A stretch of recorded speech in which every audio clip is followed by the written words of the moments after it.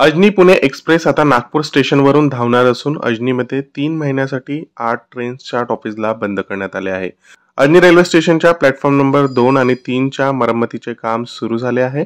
अजनी अमरावती ट्रेनची नागपुरातून सुरुवात करण्याची योजना आहे, पण ती रद्द होण्याची शक्यता जास्त आहे. यामुळे आता नागपूर अमरावती ट्रेनमध्ये अतिरिक्त बोगी लावण्याचा विचार केला जातोय. वेगळ्या विदर्भ झाला पाहिजे, शेतकऱ्यांची कर्जमाफी, वीज दरवाढ कमी करावी, स्मार्ट मीटर तात्काळ रद्द करण्याची घोषणा करावी आदी मागण्यांसाठी विदर्भवाद्यांनी आज नागपुरात आंदोलन केले. यशवंत स्टेडियम ते माणक चौक होट टेकडी रोडवर लॉंग मार्च काढण्यात आला. यात शेकडो कार्यकर्ते सहभागी झाले. लॉंग मार्च सुरू असताना टेकडी रोडवर आंदोलकांना अडवण्यात आले. विधान भवनावर झेंडा फडकवण्याचा इशारा आंदोलकांनी दिला होता.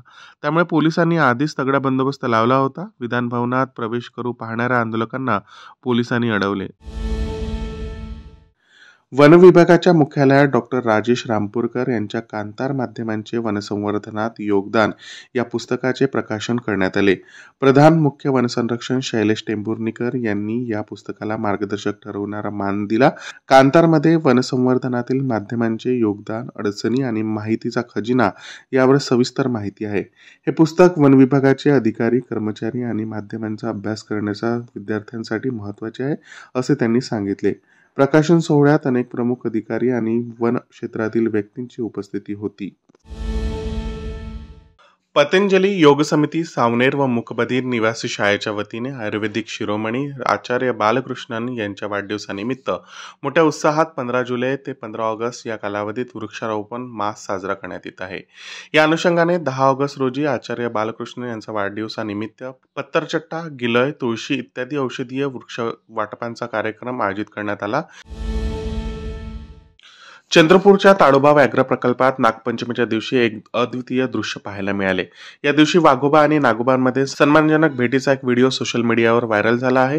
ताडोबाच्या बफर झोनमधील पळसगाव वनपरिक्षेत्रात वाघोबा एका मार्गावर जात असताना अचानक नाग समोर आला. वाघोबा नागाला पाहून 2 पावले मागे सरकला आणि नागाच्या समोर थांबला.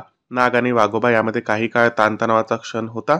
नाग हटल्यावर वाघोबा तिथून गेला, परंतु या प्रसंगाने वाघोबाच्या नागोबासाठीच्या सन्मानाची भावना प्रगट केली आहे. महाविकास आघाडीच्या काळात तत्कालीन विरोधी पक्षनेते देवेंद्र फडणवीस यांना विविध प्रकरणात अडकवण्याचा प्रयत्न करण्यात आला आणि त्यामागे गृहमंत्री अनिल देशमुख होते, असा आरोप मुंबईचे माजी पोलीस आयुक्त परमवीर सिंह यांनी केला आहे.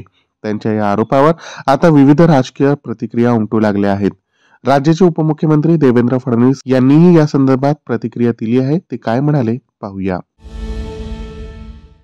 चंद्रपूर जिल्ह्यातील मूल तालुक्यातील केळझर येथील गुराखी गणपत लक्ष्मण मराठे वय 60 वर्ष याला काल वाघाने हल्ला करून ठार केले.